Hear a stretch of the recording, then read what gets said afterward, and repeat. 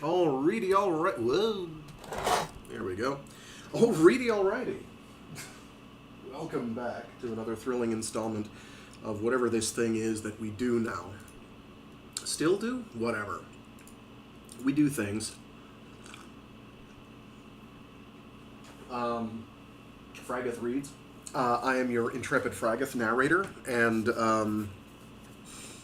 today we're going to read the last two short stories in the More Voices from the Radium Age collection, courtesy of the MIT Press.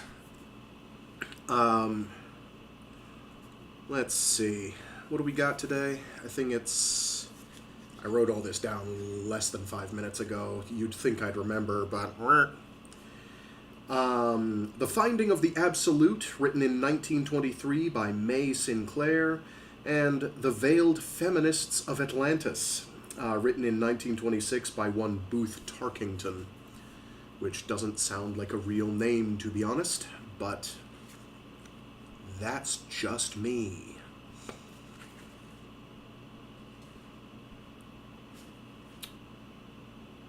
Booth Tarkington, The Veiled Feminists of Atlantis, sounds like the realest name imaginable.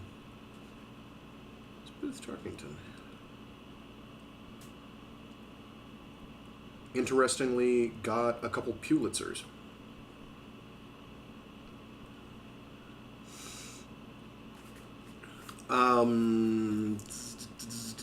Anything else to say? Not really. I still haven't figured out quite what I'm going to do for next week, mostly because I don't know what my schedule is. When I know that, I'll be able to put together something resembling a coherent game plan. Until then, let's just assume I'll be reading some stuff from like Project Gutenberg and Astounding Stories and Interzone. Basically, is the current trajectory of a plan-shaped object. Alrighty. How many pages is today? Oh, that's pretty respectable. Okie doke. So yeah, let me slurp down some more fluid and we'll get rockin' and a-rollin'. Sorry there's only the one cover. I didn't think to go out and see if I could find any cover or fan art for any of the individual short stories. 2020 hindsight, so this is the one you get, which is the cover that's the same as the one I've got on my book. On my copy of the book that I'm reading from. Quick casual reminder, I do these live in front of whoever tunes in. I generally do it with a piece of physical bookoid media in my hands as I do it. These are not professional. I do not get paid for this. And at a certain point, nor would I want to, I guess. Because then it becomes a job. And my psychology does not like that. Trust and believe, readers and listeners. It does not like that. So yes, I highly recommend. Certainly I loved the first short story collection they did, Voices from the Radium Age. This one has been a blast so far as well. So definitely recommend getting a copy of these. I can throw out their ISBNs if people want.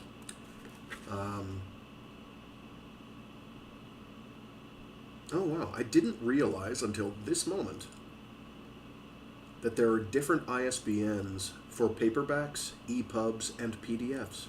I had no idea. I did not know that. You learn something new every day.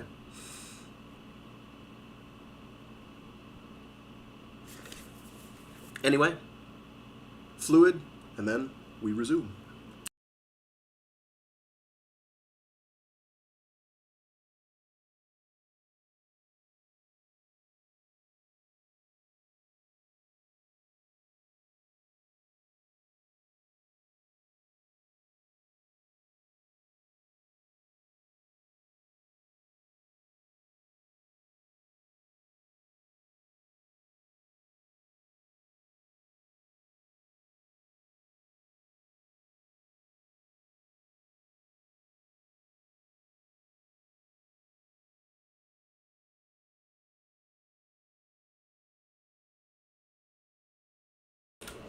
The Finding of the Absolute by May Sinclair.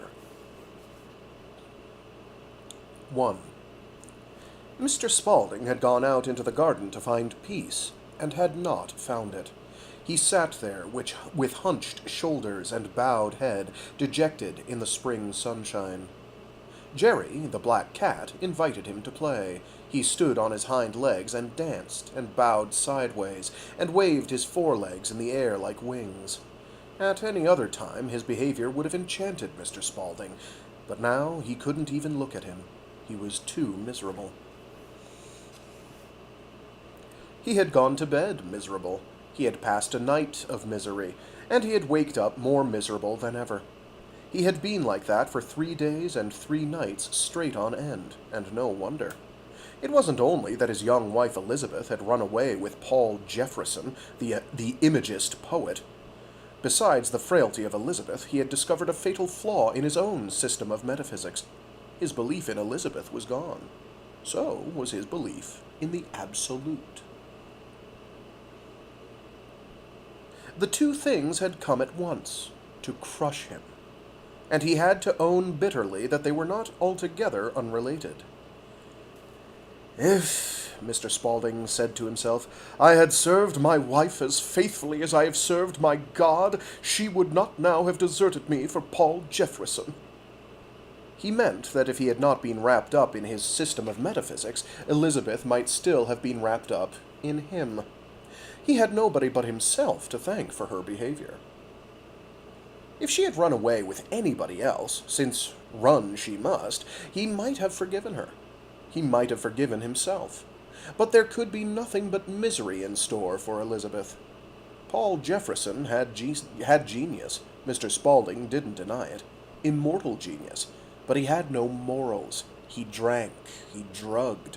In Mr. Spaulding's decent phrase, he did everything he shouldn't do. You would have thought this overwhelming disaster would have completely outweighed the other trouble. But no. Mr. Spaulding had a balanced mind. He mourned with equal sorrow the loss of his wife and the loss of his absolute. A flaw in a metaphysical system may seem to you a small thing, but you must bear in mind that, ever since he could think at all, Mr. Spaulding had been devoured by a hunger and thirst after metaphysical truth. He had flung over the God he had been taught to believe in because, besides being an outrage to Mr. Spaulding's moral sense, he wasn't metaphysical enough. The poor man was always worrying about metaphysics. He wandered from system to system, seeking truth, seeking reality, seeking some supreme intellectual satisfaction that never came. He thought he had found it in his theory of absolute pantheism. But really, Spaulding's pantheism, anybody's pantheism for that matter, couldn't, when you brought it down to bedrock thinking, hold water for a minute. And the more absolute he made it, the leakier it was. For, consider, on Mr. Spaulding's theory, there isn't any reality except the absolute. Things are only real because they exist in it, because it is them. Mr. Spaulding conceived that his consciousness and Elizabeth's consciousness and Paul Jefferson's consciousness existed somehow in the absolute unchanged. You know, I'm getting really spooky flashbacks reading this.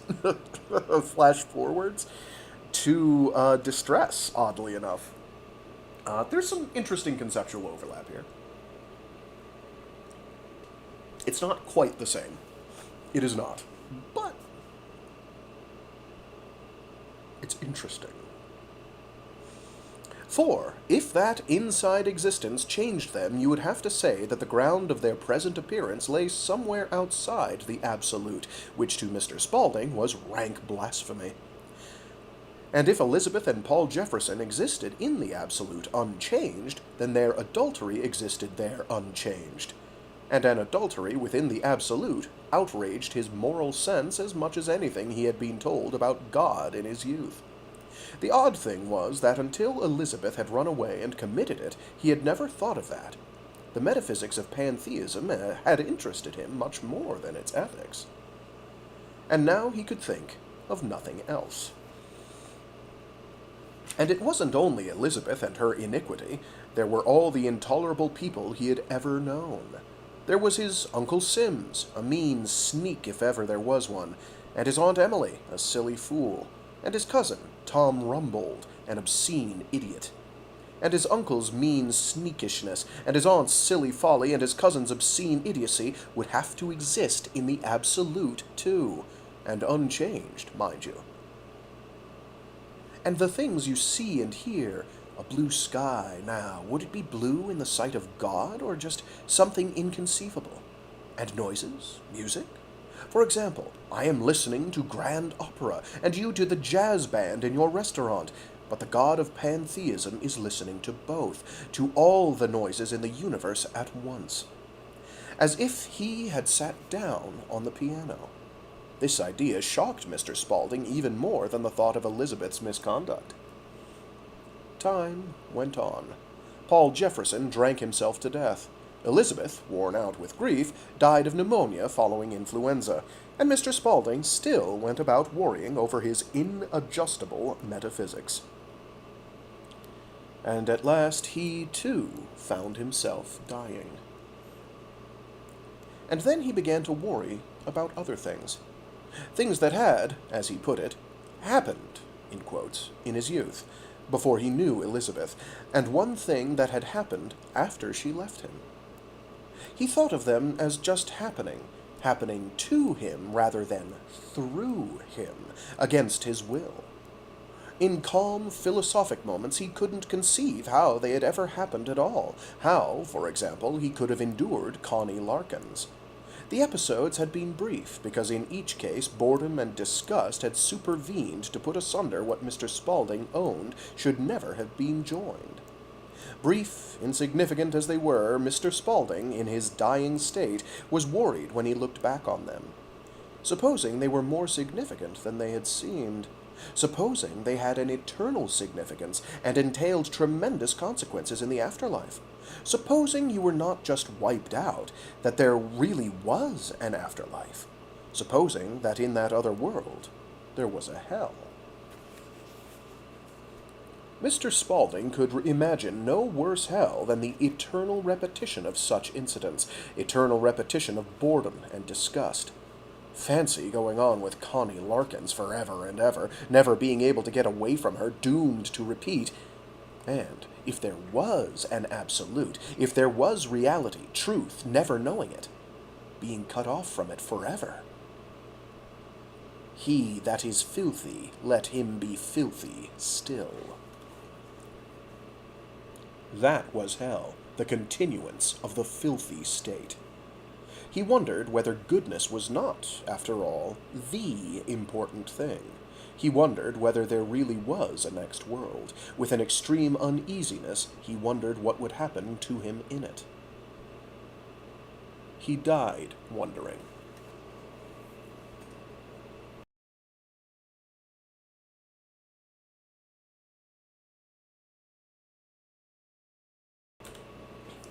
Two. His first thought was, well, here I am again. I've not been wiped out.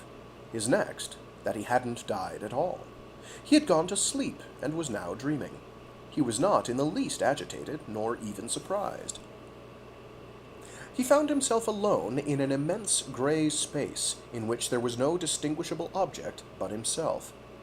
He was aware of his body as occupying a portion of this space. For he had a body. A curious, tenuous, whitish body. The odd thing was that this empty space had a sort of solidity under him. He was lying on it, stretched out on it, adrift. It supported him with the buoyancy of deep water. And yet his body was part of it, netted in. He was now aware of two figures approaching. They came and stood, like figures treading water, one on each side of him, and he saw that they were Elizabeth and Paul Jefferson. Then he concluded that he really was dead. Dead like Elizabeth and Jefferson, and, since they were there, that he was in hell. Elizabeth was speaking, and her voice sounded sweet and very kind. All the same, he knew he was in hell. "It's all right," she said. "It's queer at first, but you'll get used to it. You don't mind our coming to meet you." Mr. Spaulding said he'd no business to mind, no right to reproach her, since they were all in the same boat. They had, all three, deserved their punishment. Punishment? Jefferson spoke. Why, where does he think he is? I'm in hell, aren't I? If we're here, is that it? Oh, sorry, that's a period, not a comma. I'm in hell, aren't I? If we're here, is that it? Well, Jefferson, I don't want to rake up old unpleasantness, but after what happened, you'll forgive my saying so, but what else can I think? He heard Jefferson laugh, a perfectly natural laugh. Will you tell him, Elizabeth, or shall I? You'd better. He always respected your intelligence. Well, old chap, if you really want to know where you are, you're in heaven. You don't mean to say so? Fact. I dare say you're wondering what we're doing here. Well, Elizabeth, perhaps. But frankly, Jefferson... Yes. How about me? With your record, I should have thought you'd even less business here than I have. Wouldn't you? I lived on unpaid bills. I drank. I drugged. There was nothing I didn't do. What do you suppose I got in on? You'll never guess. No, I give it up. My love of beauty.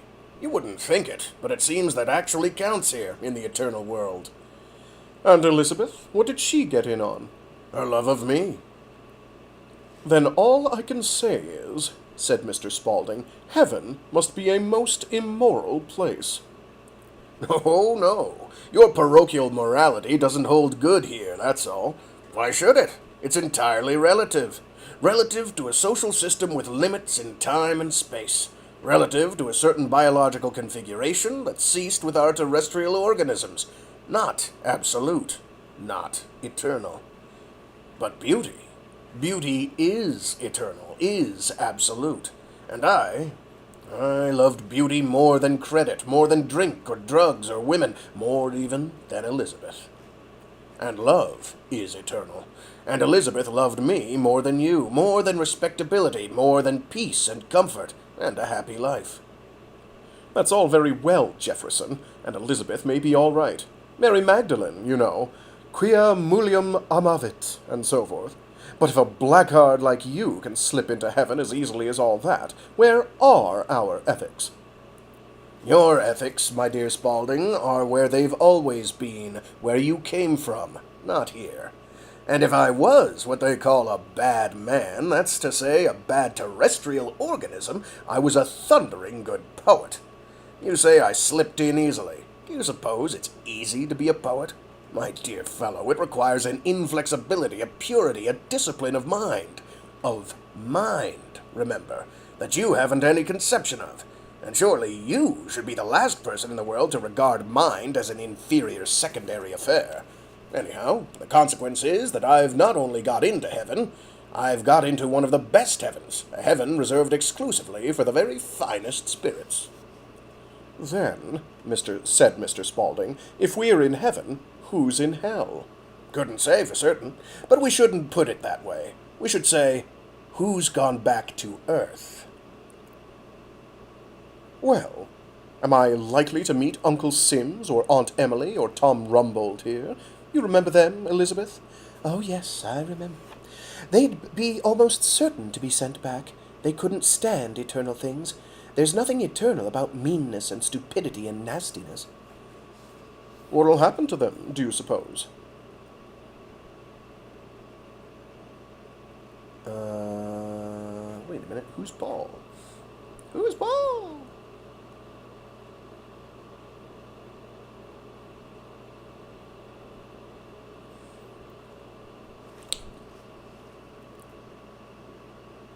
Okay. Oh, yes, I remember. They'd be almost certain to be sent back. They couldn't stand eternal things. There's nothing eternal about meanness and stupidity and nastiness. What'll happen to them, do you suppose? What should you say, Paul? I should say they'd suffer damnably till they got some bigness and intelligence and decency knocked into them. It'll be a sell for Aunt Emily. She was brought up to believe that stupidity was no drawback to getting into heaven. Lots of people, said Jefferson, will be sold. Like my father, the Dean of Eastminster. He was cocksure he'd get in, but but they won't let him. And why, do you suppose? Because the poor old boy couldn't see that my poems were beautiful. But even that wouldn't have dished him if he'd had a passion for anybody, or if he'd cared two straws about metaphysical truth. Your truth, Spaulding. Bless me, all our preconceived notions seem to have been wrong. Yes, even I wasn't prepared for that. By the way, that's what you got in on, your passion for truth. It's like my passion for beauty. But aren't you distressed about your father, Jefferson? Oh, no. He'll get into some heaven or other someday. He'll find out that he cares for somebody, perhaps. Then he'll be all right.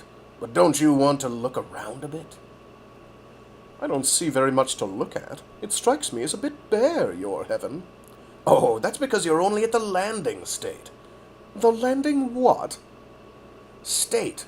What we used to call landing place. Times and spaces here, are states. States of mind. Mr. Spaulding sat up, excited. But that's what I always said they were. I and Kant. Well, you'd better talk to him about it. Talk to him? Shall I see Kant? Look at him, Elizabeth. Now he's coming alive. Of course you'll see him when you get into your own place. State, I mean. You'd better get up and come along with me and Elizabeth. We'll show you round.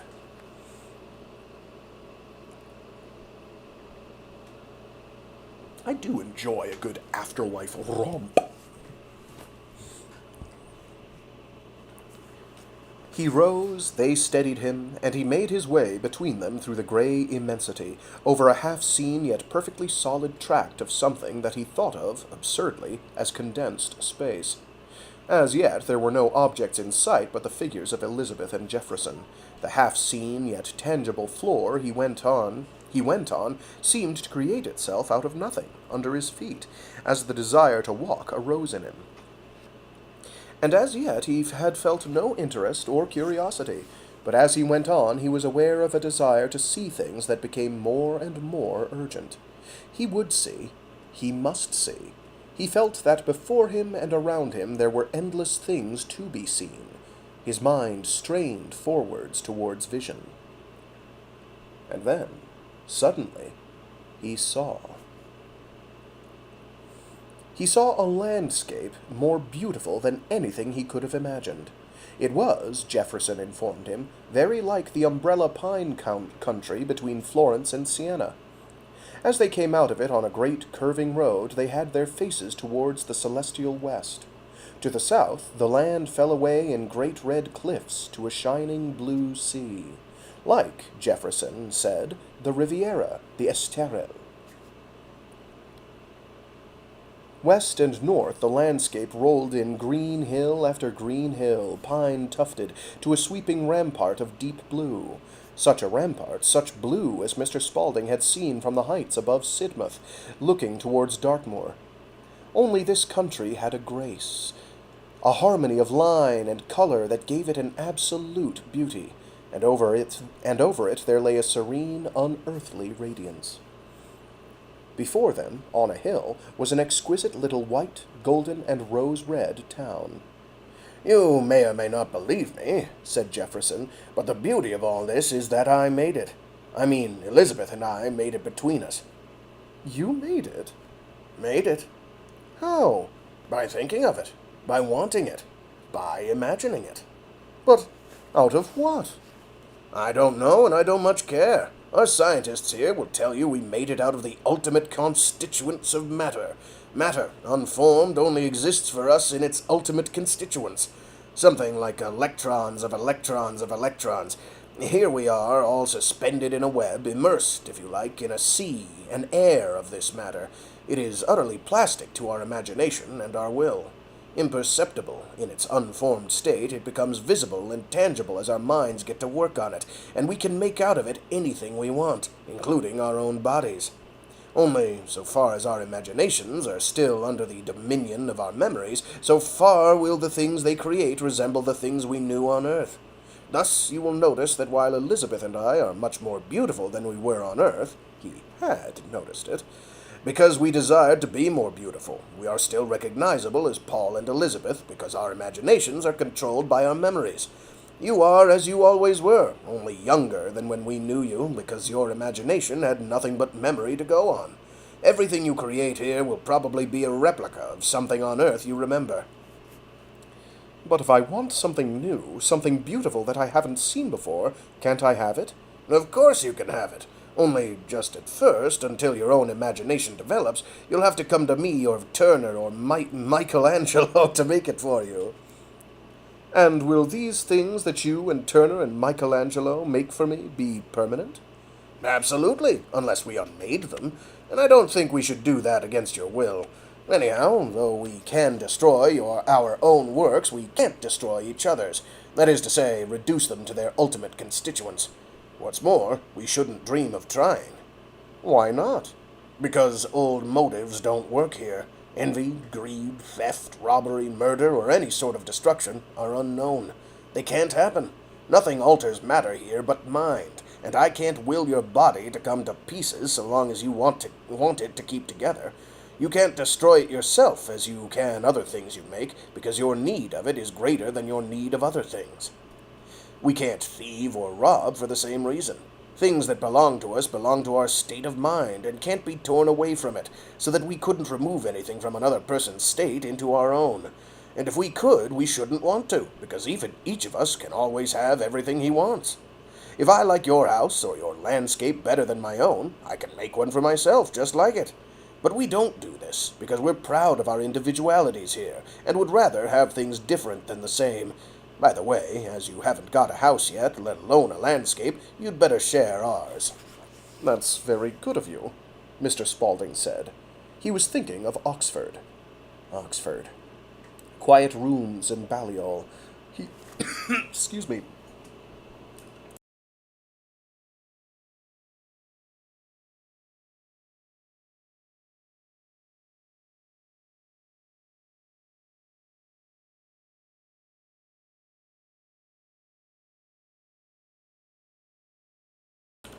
Sorry about that. Oxford, where are you? He was thinking of Oxford. Ah, jeez.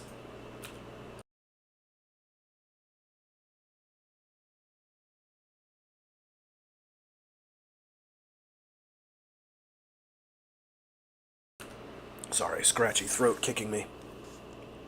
He was thinking of Oxford.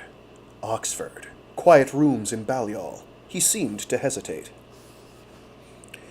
If you're still sitting on that old grievance of yours, I tell you, once for all, Spaulding, I'm not going to express any regret. I'm not sorry. I'm glad I took Elizabeth away from you. I made her more happy than unhappy, even on Earth. And please notice, it's I who got her into heaven, not you. If she'd stayed with you and hated you, as she would have done, she couldn't have got in. I wasn't thinking of that, said Mr. Spaulding. I was only wondering where I could put my landscape. How do you mean, put it? Place it, so as not to interfere with other people's landscapes. But how on earth could you interfere? You place it, as you call it, in your own space and in your own time. His own space, his own time. Mr. Spaulding got more and more excited. But how? Oh, I can't tell you how. It simply happens. But I want to understand it. I must understand. You shouldn't put him off like... You shouldn't put him off like that, Paul, Elizabeth said. He always did want to understand things. But when I don't understand them myself... You'd better take him to Kant or Hegel. I should prefer Kant, said Mr. Spaulding. Well, Kant, then. You'll have to get into his state first. How do I do that? It's very simple. You just think him up and ask him if you can come in. Elizabeth explained. Like ringing somebody up, you know, and asking if you can come and call. Supposing he won't let me? Trust him to say so. Of course, we mayn't get through. He may have thought off. You can think off, can you? You can think off, can you? Yes, that's how you protect yourself. Otherwise, life here would be unbearable. Just keep quiet for a second, will you? There was an intense silence. Presently, Jefferson said, Now you're through. and Mr. Spaulding found himself in a whitewashed room, scantily furnished with 3 rows of bookshelves, a writing table, a table set with mysterious instruments, and 2 chairs. A shaded lamp on the writing table gave light. Mr. Spaulding had left the umbrella pine They're umbrella pines. Mr. Spaulding had left the umbrella pine country blazing with sunlight, but it seemed that Kant's time was somewhere about 10 o'clock at night. The large window was bared to a dark blue sky of stars. A little middle-aged man sat at the writing table. He wore 18th century clothes and a tie wig. The face that looked up at Mr. Spaulding was lean and dried, the mouth tight, the eyes shining distantly with a deep, indrawn intelligence. Mr. Spaulding understood that he was in the presence of Immanuel Kant. "You thought me up?" "Forgive me. I am James Spaulding, a student of philosophy. I was told that you might, perhaps, be willing to explain to me the very extraordinary conditions in which I find myself." "May I ask, Mr. Spaulding, if you have paid any particular attention to my philosophy?" "I am one of your most devoted disciples, sir. I refuse to believe that philosophy has made any considerable advance since the critique of pure reason." "My successor, Hegel, made a very considerable advance. If you have neglected Hegel—" "Pardon me, I have not. I was once Hegel's devoted disciple. An entrancing fantasy, the triple dialectic. But I came to see that yours, sir, was the safer and the saner system, and that the recurrent tendency of philosophy must be back to Kant." "Better say forward with him. You are indeed my disciple. I do not think that conditions here should have struck you as extraordinary. If you are indeed my disciple, I do not think that conditions here would have struck you as extraordinary." "They struck me as extraordinary confirmation of your theory of space and time, sir." They are that. They are that. But they go far beyond anything I ever dreamed of. It was not in my scheme that they will, to which, if you remember, I gave a purely ethical and pragmatical role, that the will and the imagination of individuals, of you and me, Mr. Spaulding, should create their own time and space, and their own objects in space and time. I did not anticipate this multiplicity of spaces and times. In my time there was only one space and one time for everybody.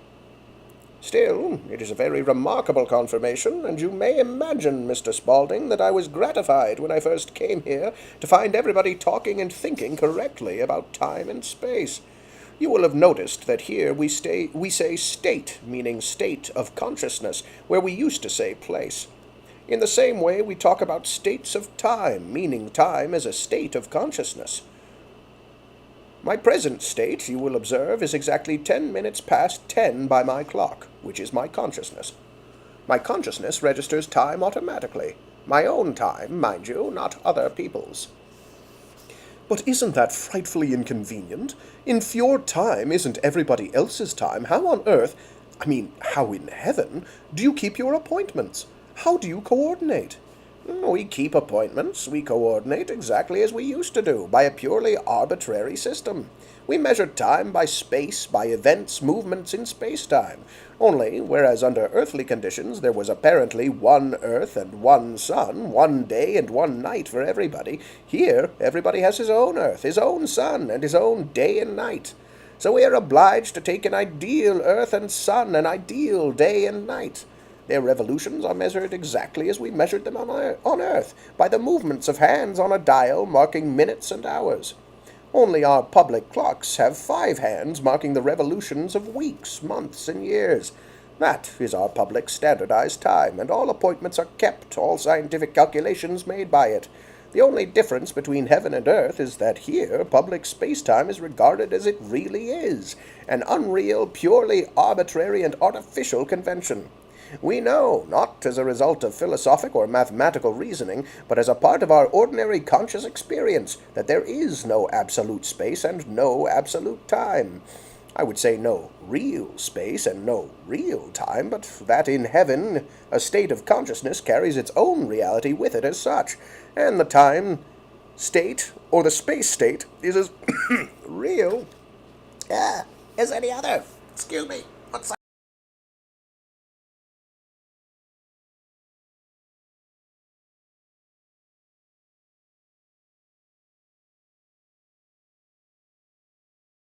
I've got to stop doing these scratchy old person voices. They're really messing with me. Where were we? I would say no real space and no real time, but that in heaven a state of consciousness carries its own reality with it as such, and the time state or the space state is as real as any other. Of course, without an arbitrary public space-time, a public clock, states of consciousness from individual to individual could never be coordinated. For example, you have come straight from Mr. Jefferson's 12 noon to my 10 o'clock p.m., but the public clock, which you will see out there in the street, we are in Königsberg, I have no visual imagination and must rely entirely on memory for my scenery. The public dock. That's got to be a misprint. Yes, it's a misprint. I don't know how that happened. The public clock, I say, marks time at 7:45, and if I were asking Mr. Jefferson to spend the evening with me, the hour would be fixed for us by public time at 8. But he would find himself in my time at 10. Now, I want to point out to you, Mr. Spaulding, that this way of regarding space and time is not so revolutionary as it may appear. I said, if you remember, that under terrestrial conditions there was apparently one Earth and one Sun, one day and night for everybody. But really, even then, everybody carried about with him his own private space and time, and his own private world in space and time. It was only, even then, by an arbitrary system of mathematical conventions, mostly geometrical, that all these private times and spaces were coordinated, so as to constitute one universe. Public clock time, based on the revolutions of bodies in a mathematically determined public space, was as conventional and relative an affair on Earth as it is in heaven. Our private consciousnesses registered their own times automatically, then as now, by the passage of internal events. If events passed quickly, our private time outran clock time. If they dragged, it was behindhand. Thus, in dream experience, there are many more events to the second than in waking experience, and consciousness registers by the tick-tick of events, so that in a dream we may live through crowded hours and days in the fraction of time that coincides with the knock on the door that waked us. It is absurd to say that in this case we do not live in two different time systems.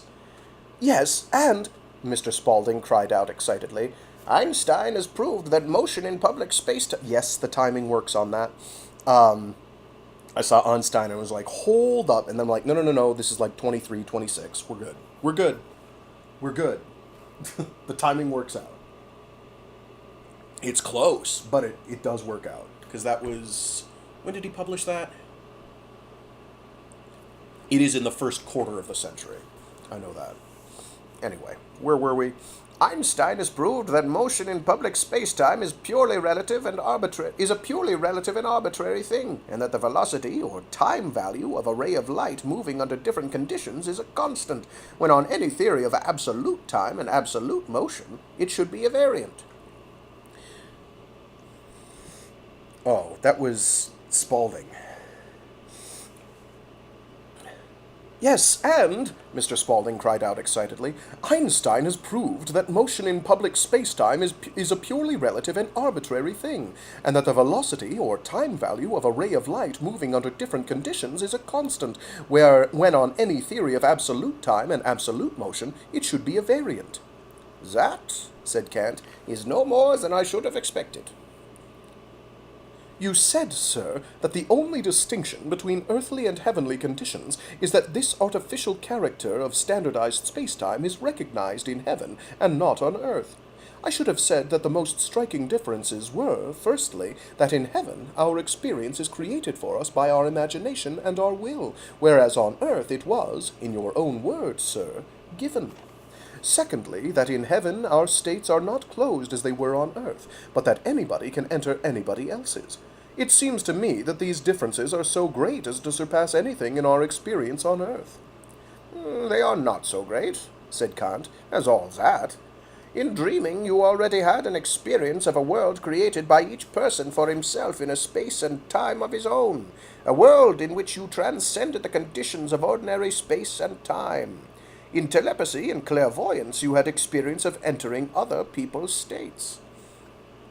But, Mr. Spaulding said. On Earth, my consciousness was dependent on a world apparently outside it, arising presumably in God's consciousness, my body being the ostensible medium. Here, on the contrary, I have my world inside me, created by my consciousness, and my body is not so much a medium as an accessory after the fact. And what inference do you draw, Mr. Spaulding? Why, that on earth I was nearer God, more dependent on him than in heaven. I seem to have become my own God. Doesn't it strike you that in becoming more godlike, you are actually nearer to God? That in this power of your imagination to conceive, this freedom of your will to create your universe, God is cutting a clearer path for himself than through that constrained and obstructed consciousness you had on earth? That's it. When I think of that appalling life of earth, the pain, sir, the horrible pain, the wickedness, the imbecility, the endless struggling through blood and filth and being beaten, I can't help wondering how such things can exist in the Absolute, and why the Absolute shouldn't have put us, or, as you would say, thought us, into this heavenly state from the beginning. Do you suppose that any finite intelligence, any finite will, could have been trusted, untrained, with the power we have here? Only wills disciplined by struggling against Earth's evil, only intelligences braced by wrestling with Earth's problems, are fitted to create universes. You may remember my enthusiasm for the moral law, my categorical imperative. It is not diminished. The moral law still holds and always will hold on Earth. But I see now it is not an end in itself, only the means to which this power, this freedom, is the end. Is that an end quote? No, it is not. That is how and why pain and evil exist in the Absolute. It is obvious that they cannot exist in it as such, being purely relative to states of terrestrial organisms. That is why the comparatively free wills of terrestrial organisms are permitted to create pain and evil. When you talk of such things existing in the Absolute, unchanged and unabridged, you are talking nonsense. You are thinking of pain and evil in terms of one dimension of time and 3 dimensions of space, by which they are indefinitely multiplied. How do you mean, 1 dimension of time? I mean time taken as linear extension, the pure succession of past, present, and future. You think of pain and evil as indefinitely distributed in space, and indefinitely repeated in time. Okay. I guess that's how it's going to be today.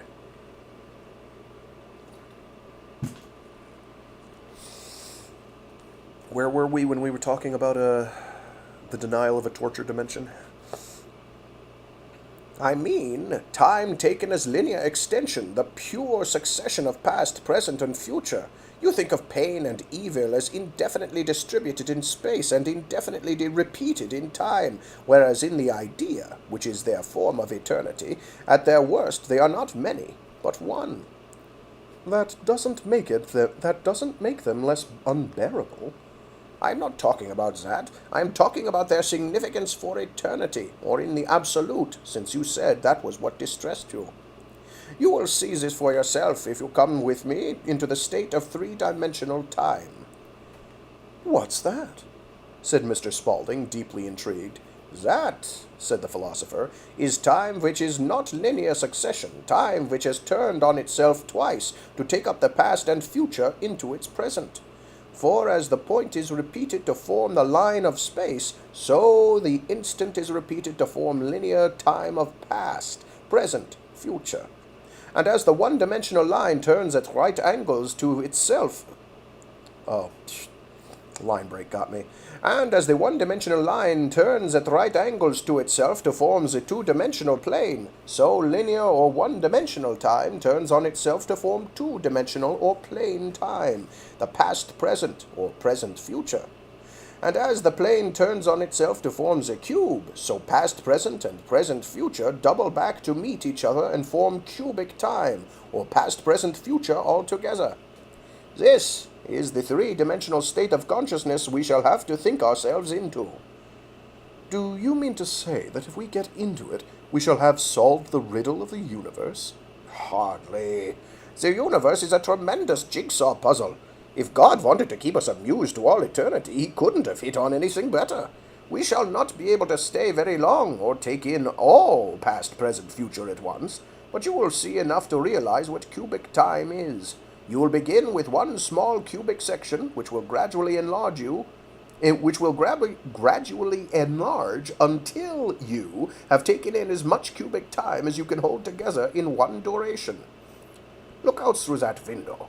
You can see that cart coming down the street. It will have to pass Herr Schmidt's house opposite, and the Prussian soldier, and that grocer's shop and the clock before it gets to the church. Now, you'll see what'll happen.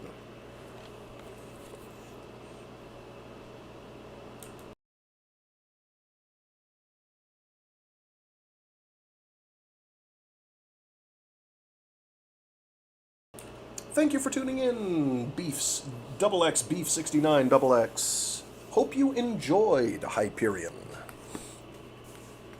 Hyperion's a fun one. 3. What Mr. Spaulding saw was the sudden stoppage of the cart, which now appeared as standing simultaneously at each station: Herr Schmidt's house, the inn, the grocery, the clock, the church, and the side street up which it had not yet turned. In this vision, solid objects became transparent, so that he saw the side street through the intervening houses. In the same way, distributed in space, as on a Mercator's projection, he saw all the subsequent stations of the cart, up to its arrival in a farmyard between a stable and a haystack. In the same duration of time, which was his present, he saw the townspeople moving in their houses, eating, smoking, and going to bed, and the peasants in their farms and cottages, and the household of the Graf in his castle. These figures retained all their positions while the amazing experience lasted.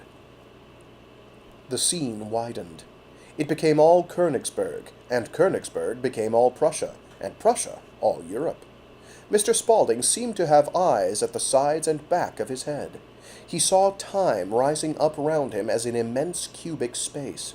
He was aware of the French Revolution, the Napoleonic Wars, the Franco-Prussian War, the establishment of the French Republic, the Boer War, the death of Queen Victoria, the accession and death of King Edward VII, the accession of King George V, the Great War, the Russian and German revolutions, the rise of the Irish Republic, the Indian Republic, the British Revolution, the British Republic, the conquest of Japan by America, and the federation of the United States of Europe and America, all going on at once.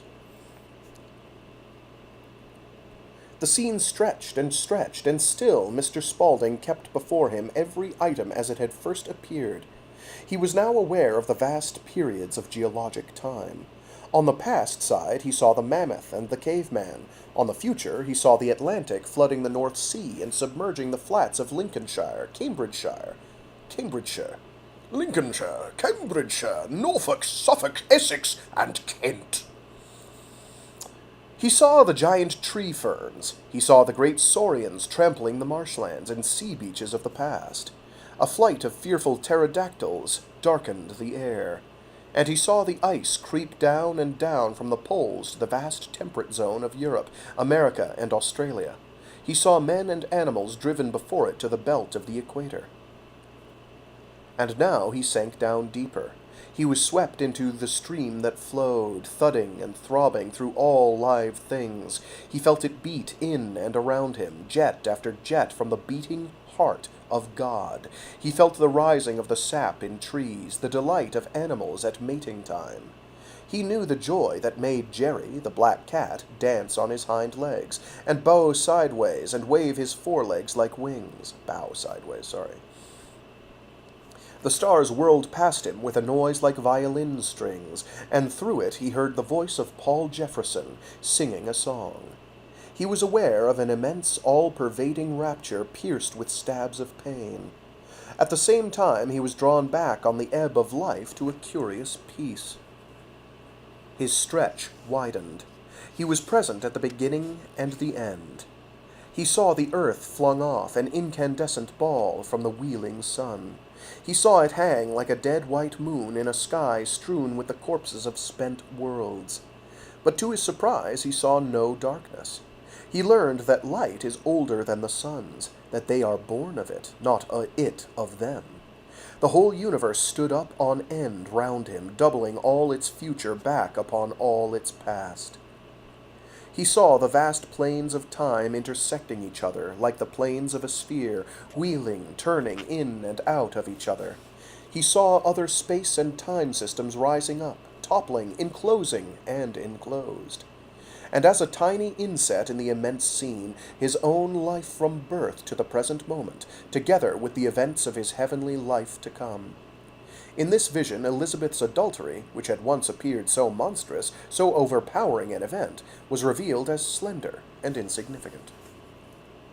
And now the universe dissolved into the ultimate constituents of matter, electrons of electrons of electrons, an unseen web, intensely vibrating, stretched through all space and all time. He saw it sucked back into the space of space, the time of time, into the thought of God. Mr. Spaulding was drawn in with it. He passed from God's immanent to his transcendent life, into the absolute. For one moment he thought that this was death. The next, his whole being swelled and went on swelling in an unspeakable and unthinkable bliss. Joined with him, vibrating with him in one tremendous rapture, were the spirits of Elizabeth and Paul Jefferson. He had now no memory of their adultery or of his own.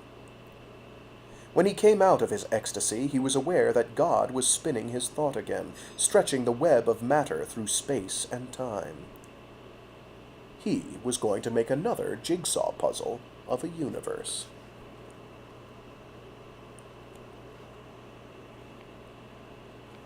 And that was The Finding of the Absolute, written by May Sinclair in 1923.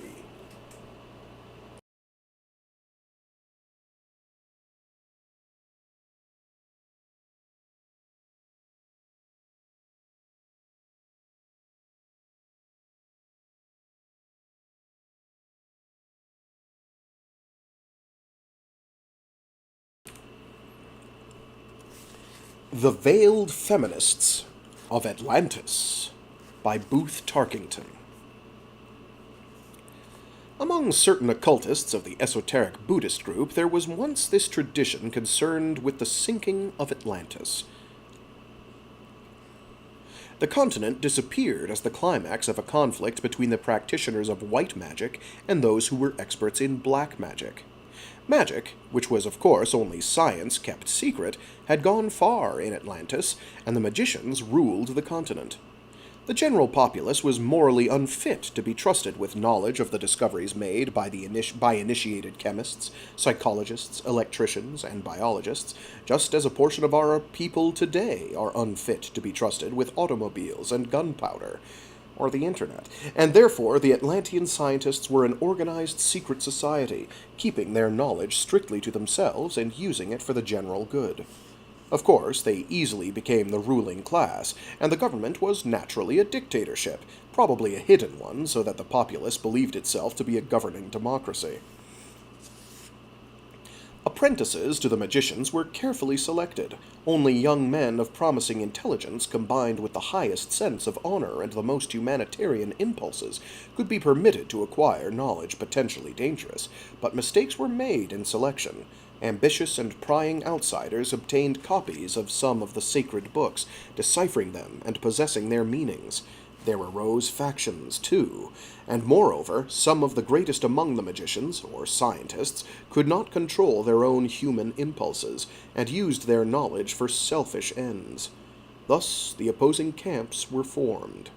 On one side were the benevolent white magicians, who wished to use the secrets of nature for the benefit of the world at large, and on the other were the black magicians, whose purpose was to secure power to fulfill their own desires.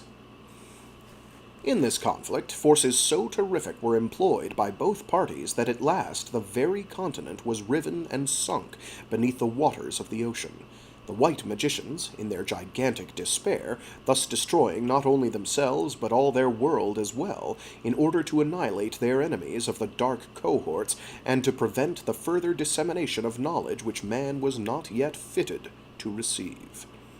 This is to say, they perceived that civilization was a failure with them, that man was better dead than left in possession of knowledge, meaning power, ungenerously employed, that evolution had...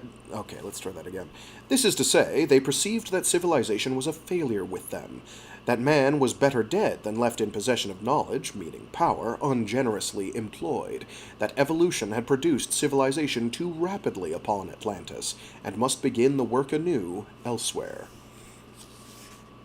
Such, roughly, was the tradition.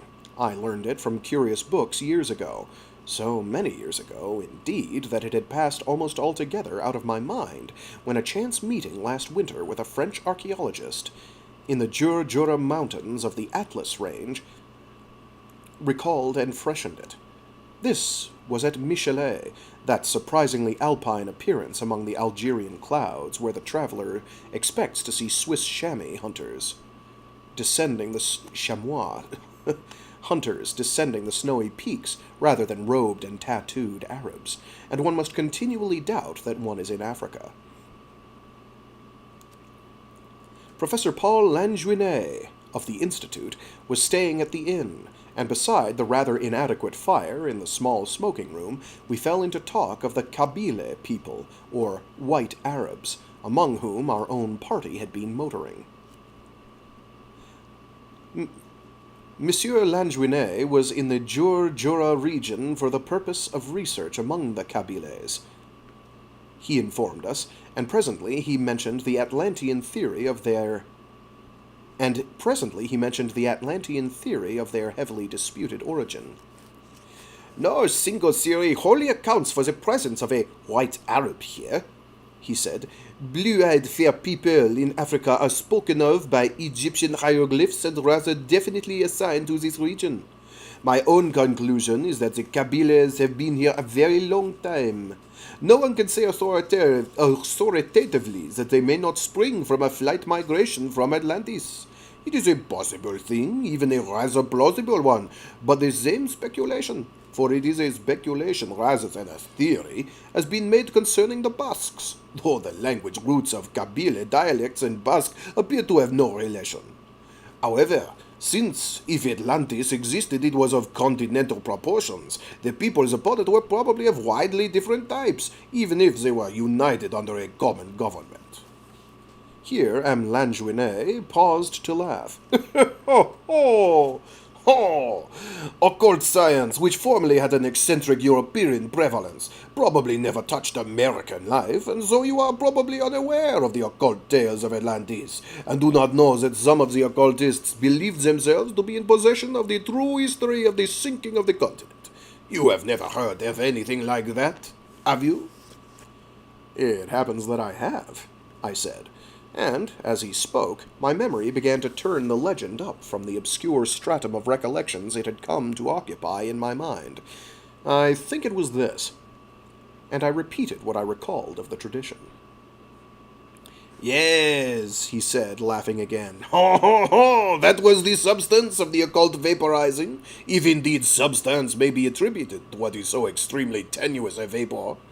I think the occultists put their own rather forced interpretation upon a Berber story someone must have picked up hereabouts years ago and carried either to Europe or to India, perhaps to both.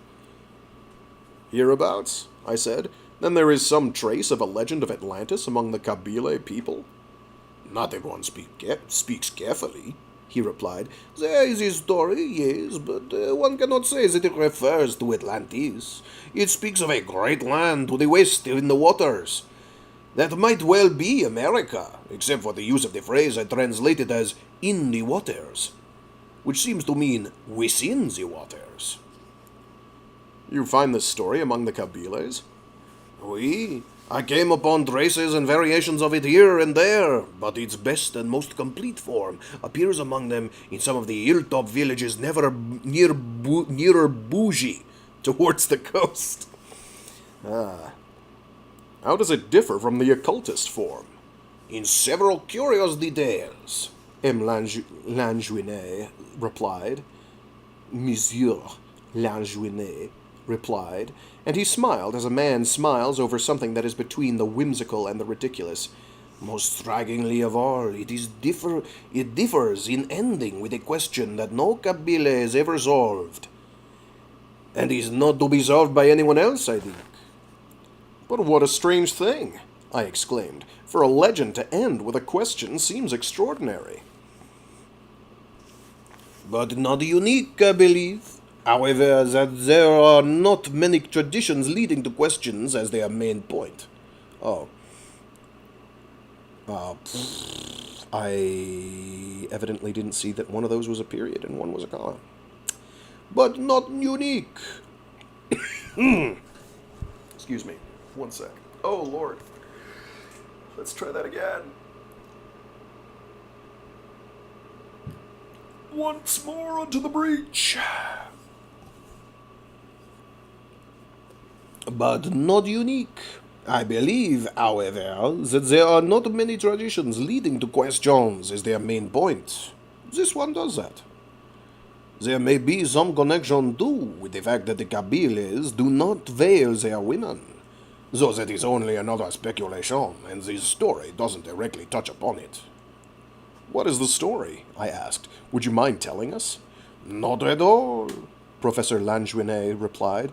It is not too long. In a general way, it follows the contour of the occultist legend, especially in representing that governmental control of Atlantis gradually came into the hands of a secret society or sect to which admission was most difficult and involved years of trial or neophytism. Of course, the Kabyles speak of this governing organization as a tribe. They call it a tribe of wise people, which may well enough be taken to mean a society of educated persons, initiation taking place upon the completion of education.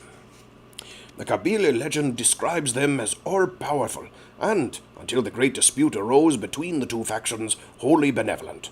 Under their rule, everybody was contented in the whole land. There was no war. Public opinion consisted of a general sense of brotherhood. And disease was conquered, for the wise people could remedy all bodily defects. Also, they could direct the minds and inclinations of the populace, so that there was no such thing as sin. In a word, the great land in the west was heaven as a fait accompli, except for the lack of one item. The people lived to be very old, but they were not immortal. Death was the only fact the wise people had not conquered. But, save for that, you had a most excellent heaven, conducted perfectly by a band of angels, the wise people, for even heaven itself must be conducted by somebody, one is led to suppose. The invariable circumstance about any organization is that it has officers. I interposed. But aren't there some religious organizations? They must have at least a janitor, M. Lanjuinet returned, and almost always a treasurer. At all events, the wise people, who of course lived on mountain tops, presumably in fastnesses of learning, ruled this legendary paradise. I think the occultist tradition follows its own purposes in tracing the cause of the dispute to a selfish use of science, but I prefer the Kabyle story, which gives a radically different reason for war. The Kabyle version doesn't give the factions as white and black, benevolent and malevolent. It gives the factions as white and black, he answered, but not as benevolent or malevolent. White and black have no moral symbolic significance in Kabyle legend. They are simply color designations, as were the blue and gray in your own civil war. In that war, there was a geographical difference between the two parties. In the white and black war, there was no such line of cleavage. And one of the curious things about it was that every family of the wise people was divided against itself. One second.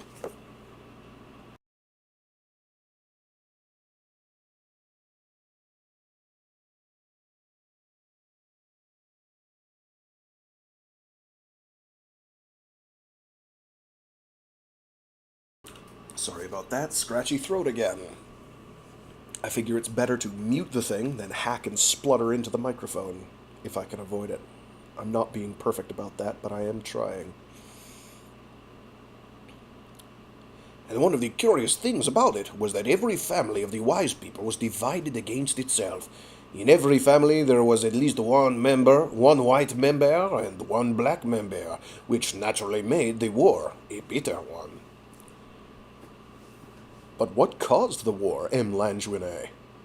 Monsieur Lanjuinet?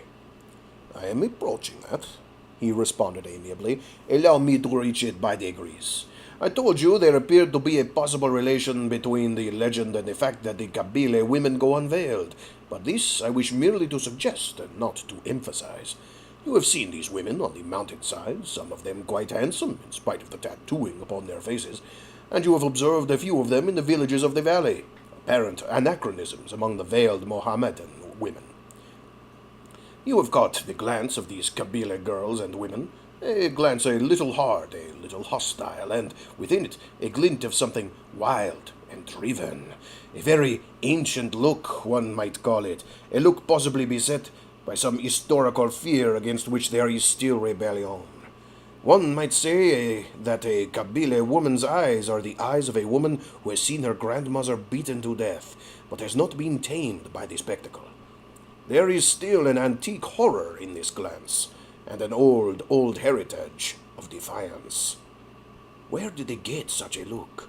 Well, of course, one does not need to go back to Atlantis for it, but if one were in a whimsical mood, he might trace it to the war between the whites and the blacks in the great land to the west within the waters. You see, the curious thing about this war was that all the women were upon one side, and all the men upon the other. The women were the whites, and the men were the blacks. Dear me, I said, so ancient as that. But what was the point at issue? Whether or not the women should wear veils. I see. The women insisted upon casting the veils away, and the men— It is not so simple, he interrupted. In the earlier days, when the great land was entirely peaceful, the initiates in knowledge, the wise people, were all men. At that time, the women were merely of the populace, governed benevolently like the rest. But little by little, the wives and the daughters of the initiates began to steal glimpses of the sacred books and to penetrate the mysteries. In other words, they began to seek education, and of course, many of the initiates taught a little magic, or imparted scientific information, to their wives and daughters. In those days, all the women wore veils, or, as one might express it, they were thoroughly feminine. Gradually, as they acquired more education and felt more equal to occasions and more able to stand on their own feet, they did not wish to be or seem quite so feminine. Some of the bolder among them laid aside their veils and showed their faces openly.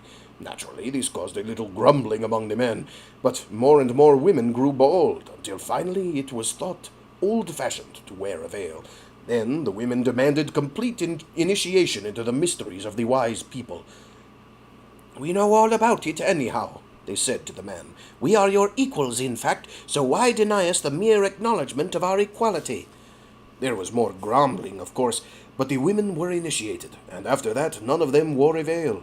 They divested themselves, as it were, of all femininity, and made good their equal footing. Of course, some of the men still grumbled. Their vanity was not soothed when the women sometimes surpassed them in certain branches of learning, and even in special feats of reasoning, but in a general way the men were just, and after a time they accustomed themselves to the new equality.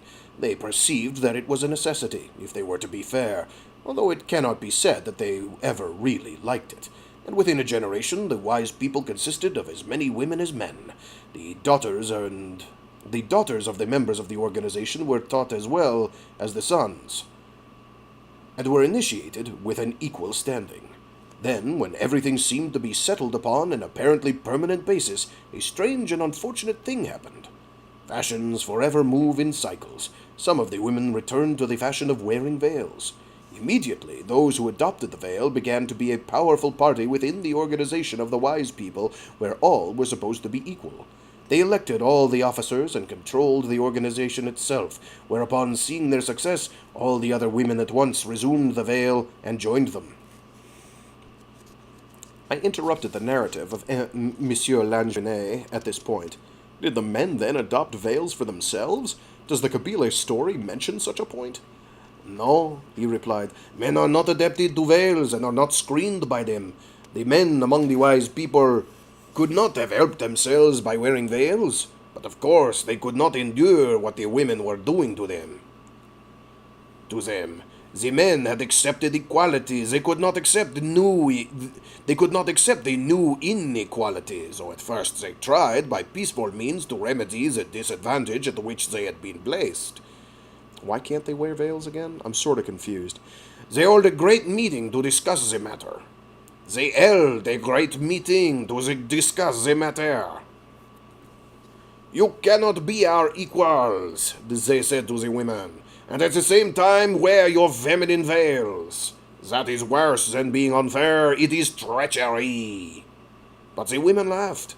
When we formerly wore veils, they said, we possessed something that we abandoned when we went unveiled. At the time we did not perceive our loss, and it has taken us more than a generation to discover it. Now, in again veiling ourselves, we are merely reclaiming our rights, resuming our natural possession. No, the men returned. You cannot justly retain this so-called possession of yours, because it is an advantage. Equality means that no one seizes an advantage, and for you to seize this one destroys the equality we have given you and leaves us your inferiors.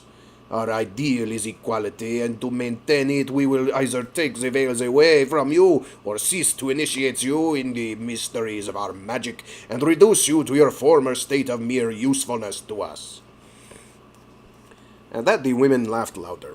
We do not need initiation from you. We possess the mysteries and can do our own initiating. The feminine veil, so alluring and exhaling such a charm, is natural to us. It is a part of our long inheritance, and we could not permanently give it up, even if we wished to do so, since it is our very instinct to wear it. If it is your destiny that our attainments and our veiling are to make you our inferiors, you might as well accept it. We accepted our destiny for a long, long time. But the men were unable to be so philosophic as their opponent suggested. In fact, it is related that by this time they were in a condition of the deepest resentment. You shall not wear veils, they said. You have abused our sense of justice and insulted our generosity. You shall not wear veils. We have got to know what you are thinking about. Now, when the men said they had to take away the veils so they would understand what the women thought, the women raised such a shout of mocking and indignant laughter that the fighting began then and there. Toward morning, the survivors withdrew to opposing fastnesses and began their war with sandstorms, which they sent against each other. The Kabiles say the whites and the blacks used mountain ranges and thunder and lightning as familiar weapons, that they hurled earthquakes and tornado upon each other, and that in their last battle they shook the sun so that it rocked in the sky, and the moon, which until then whirled noisily in the heavens like a spinning top, was struck dumb and still so that it never turned again, and we have only the one face of it always towards us. Then, as the ocean came over the land in waves thousands of feet tall, the wise people perished, for the men were determined to the last not to be made inferior by an injustice, and the women, even though they would have made peace at any time, still protested that even if they were willing, they could not give up the veil, for it was their very nature itself. That is almost the end of the legend, but not the very end. As I told you, the end is a question, and when the story is told in the evening in one of the Kabyle huts of stone on a mountain top, the narrator always concludes with the great question. And after that, everybody goes to sleep. Is there ever any answer to the question? I asked. The Kabyle people think not, and probably they are right. I have suggested that there is an apparent bearing upon it in the fact that the Kabyle women are unveiled and have that ancient, driven yet hostile look in their eyes. You see, the tradition implies that the Kabyles escaped from the Great Land.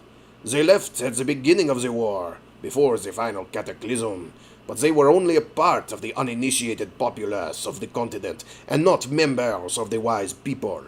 You perceive how easily it might be misleading to follow such a clue for an answer to the question. But what is the question? I suppose of course it was obvious, Monsieur Lanjuinet returned. Who won?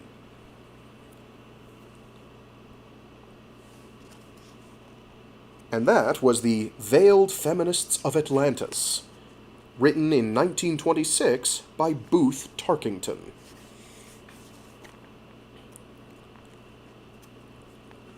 And here we've got some brief little author bios for the various authors of the short stories in here. Sorry, have I mentioned that I can't do a French accent worth spit? Yeah, it's exhausting. It's funny because I was around French people for a... well, French-speaking people. It's not the same thing as French. I was near Quebecois for a significant portion of my developing life, but I can't do it for some reason. Probably because I had to beat it out of myself or something, I don't know. Anyway, here we go. Joshua Glenn is a consulting semiotician and editor of the websites High Lowbrow and Semiovox.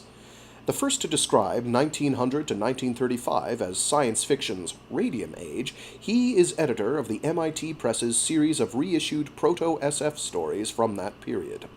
He is co-author and co-editor of various books, including the Family Activities Guide On Board in 2012, The Adventurer's Glossary in 2021, and Lost Objects from 2022. In the 1990s, he published the indie intellectual journal Hermenaut. Algernon Blackwood, who lived from 1869 to 1951, is best known as the author of supernatural fiction with cosmic aspirations, including The Centaur from 1911, Julius Le Vallon from 1916, and The Bright Messenger from 1921, as well as stories like The Willows in 1907 and The Wendigo in 1910. The English author's best-known horror stories and his series of stories featuring the occult detective John Silence seek less to frighten than to induce a sense of awe. His work was a significant influence on H.P. Lovecraft and his circle. Valery Brusov, who lived from 1873 to 1924, a poet, dramatist, art critic, and historian, was one of the principal members of the Russian symbolist movement. He anticipated giant domed computerized cities, ecological catastrophe, and a totalitarian state in his 1907 story collection Zemnaya Os, or Earth's Axis, published in English as The Republic of the Southern Cross, in 1918, translator unknown. Though many of his fellow symbolists fled the country after the Russian Revolution of 1917, Brusov remained until his death. George Allen England, who lived from 1877 to 1936, was an American writer and explorer, best known for proto-SF novels including the Darkness and Dawn series, written from 1912 to 1914, as well as The Elixir of Hate in 1910, The Empire in the Air in 1914, and The Air Trust in 1915. Like some other proto-SF writers of the era, he was anti-capitalist. In 1912, he ran for governor of Maine as the Socialist Party of America's candidate. His story, The Thing from Outside, appeared in Hugo Gernsback's magazine, Science and Invention. Ah yes, the turn of the 20th century, the time when socialism actually had legs, and wasn't beaten down as it has been in the decades since. It's coming back. It's coming back. Whether it'll be too late or not is another question. Abraham Merritt, who lived from 1884 to 1943, who wrote as A. Merritt, was one of the most successful and influential proto-SF writers of the pulp era. He is best remembered today for his novels The Moon Pool in 1919, The Ship of Ishtar in 1924, The Face in the Abyss in 1931, and Dwellers in the Mirage from 1932. His story suggestion that lost races, ancient technologies, and other far-out phenomena were waiting to be discovered beneath the surface of everyday modern life were a major influence on subsequent SF and fantasy. Edith Nesbit, who lived from 1858 to 1924, was an English author best remembered today for her fantasies for children. Written as E. Nesbit, they include The Would-Be-Goods in 1901 and Five Children and It in 1902, which have directly influenced everyone from C.S. Lewis and Diana Wynne Jones to J.K. Rowling. In addition to essentially inventing the children's fantasy adventure as we know it, she was the author of horror, supernatural, and proto-SF stories. A political activist, she co-founded Britain's Socialist Fabian Society. May Sinclair was the pseudonym of English author and suffragist Mary Amelia St. Clair, who lived from 1863 to 1946. She is best remembered for semi-autobiographical novels such as Life and Death of Harriet Frean in 1922. Sinclair's supernatural and proto-SF tales, which would find champions in T.S. Eliot and Jorge Luis Borges, explore her idiosyncratic take on the idealist notion that reality is a mental construct closely connected to ideas. They were also influenced by contemporary mathematical theories of hyperspace. Booth Tarkington, who lived from 1869 to 1946, was an American author best remembered for The Magnificent Ambersons in 1918 and Alice Adams in 1921, both of which won the Pulitzer Prize, as well as for Penrod in 1914, a collection of comic sketches about the titular 11-year-old boy and its many sequels. In the 1910s and 1920s, he was considered to be America's greatest living author, as important as Mark Twain. Today, he is forgotten. An admirer of Charles Fort, Tarkington's only SF story is The Veiled Feminists of Atlantis. George C. Wells, who lived from 1871 to 1956, began writing scientific romances in the 1890s. Early stories of interest, besides The Last Days of Earth, include The White Queen of Atlantis in 1896, The Great Sacrifice in 1903, and In Trackless Space from 1904. His novel Beyond the Hills of Mist, serialized in 1912, concerns a Tibetan lost race that plans world domination, and his last SF novel, The Call of Peter Gaskell, appeared in 1948. He is most likely the only Victorian-era SF writer to continue to publish after World War II. I wonder why. H.G. Wells, who lived from 1866 to 1946, is best known today as author of pioneering scientific romances such as The Time Machine from 1895, The Island of Dr. Moreau in 1896, The Invisible Man in 1897, and The War of the Worlds in 1898. An important influence on SF authors from Olaf Stapledon to Arthur C. Clarke, the prodigious English writer was also a social critic and futurist who penned dozens of novels, stories, and works of history and social commentary, in which he proposed more rational ways to organize society. And that concludes our reading of all the tales in More Voices from the Radium Age. Hopefully people enjoyed, despite my hacking, spluttering, and otherwise useless demeanor in the last two installments. Yes, I'm negging myself. I think that's probably bad. But whatever, it's too late now. He opened his mouth. Anyway, yeah, I will either this afternoon or this weekend get the playlists updated. I meant to do that 2 weeks ago, but I was in the middle, or near the end, rather, of Regenesis, and was like, I'll hold off until Regenesis is done. Then I picked this up immediately afterwards, and then was like, I'll wait until this is done, and hopefully we'll actually get it done this time. Anyway, I'll figure out what I'm reading for next week when we get there. It'll be a surprise to everyone, myself included. Probably more blind reading then, I guess. Anything else? Nope, nothing else comes to mind. Yeah. So yeah, to everyone out there, hopefully the air quality for you is improving. Right now it's pretty bad. Hence why my sinuses and lungs and throat are all messed up.